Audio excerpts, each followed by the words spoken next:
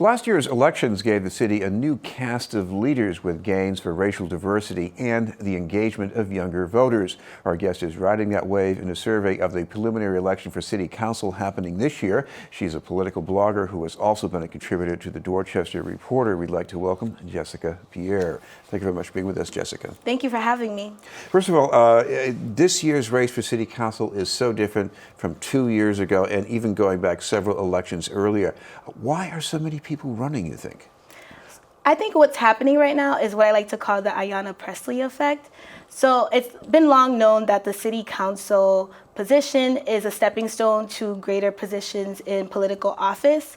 And with Ayanna Pressley being elected the first Black congresswoman to represent Massachusetts, it's really validated that idea. So a lot of people are really energized and motivated to follow that same path. And also we see this same trend happening nationally with Trump being elected in 2016 as the president of the United States. A lot of folks across the board, a lot of women, a lot of people of color, a lot of young people are running for office. And so that's just a political climate that we're in right now. Well, when I was at the primary victory for Ayanna Pressley last September, I saw some future city council candidates, some incumbents there. But I saw a lot of millennials who are really motivated. I mean, are they going to be coming back to vote this year for city council, you think? Absolutely. But I do think that candidates and political pundits like ourselves really have a responsibility to engage with them. And I think that when candidates don't engage with millennials, they're really missing out because we're very inspired by social change. I was one of the millennials that was at Ayanna Pressley's primary celebration. And I think that there's a movement happening across the country where we even have the youth who are engaged with climate change. And millennials are really leading a lot of the civil rights and social justice movement. So I think that we're ready. We're really engaged. Let me ask you about, you see climate change, because I've been around Boston all these years. People never think of climate change with city council elections, but I guess why would somebody, at least your age, why is it so important with them?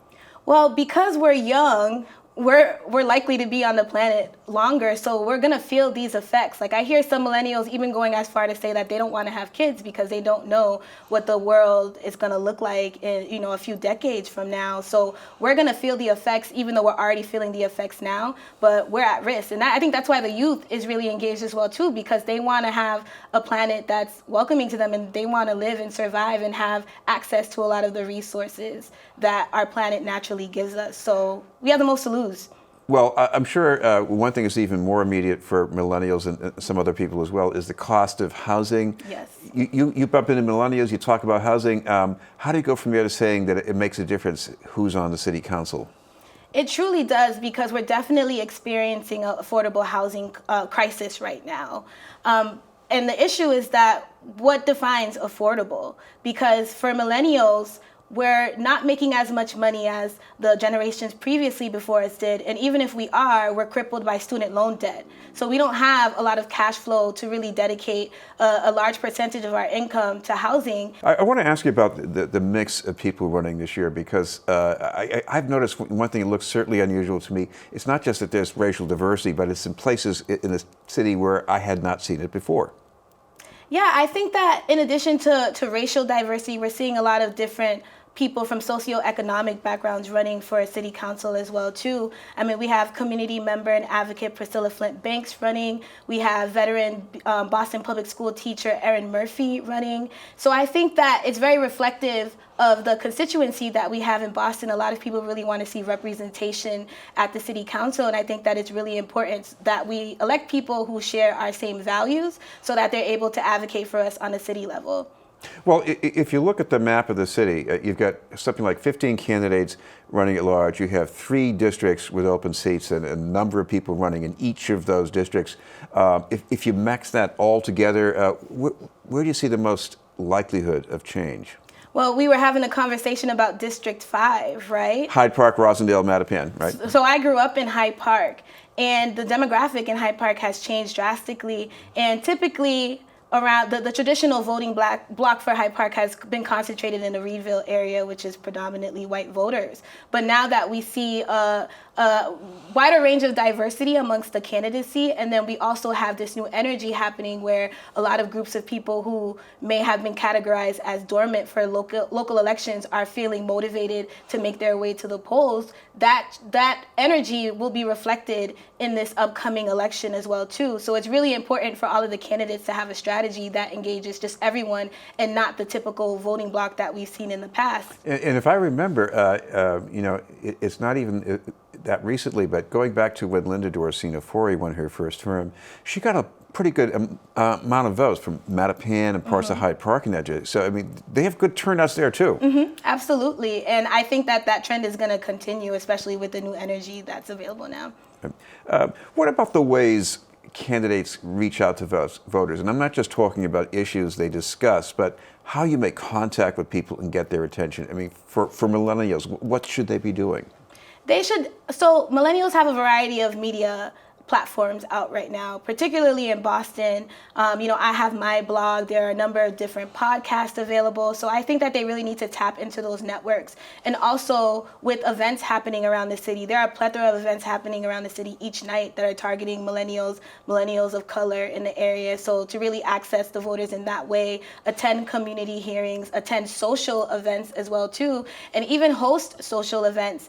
But as far as strategy and reaching out to different voters, I'm really drawn to the strategy that Michelle Wu, Kim Janey, and Alejandra Sanguillen have in basically running a combined campaign. They just opened up their campaign office in Dudley, and I love how Michelle Wu and Alejandra Sanguillen are rivals, but yet they're campaigning together. And I think that depending on the outcome of the at-large election, this might set the tone for future campaign strategy in elections both nationally and locally as well. Well, I'm sure you follow people on Instagram and Twitter. I saw one candidate turn an unpleasant campaigning, door-knocking encounter into something that went viral. Is that something candidates have to think about? Absolutely. Social media is huge. I mean, social media is one of the main strategies that Donald Trump used to get elected. And then we see national political stars like AOC who, the media landscape has changed. And before you would have to release a press release or come on a news station or do an interview with different media outlets in order to get a message out. But now with social media, you can do it at your fingertips.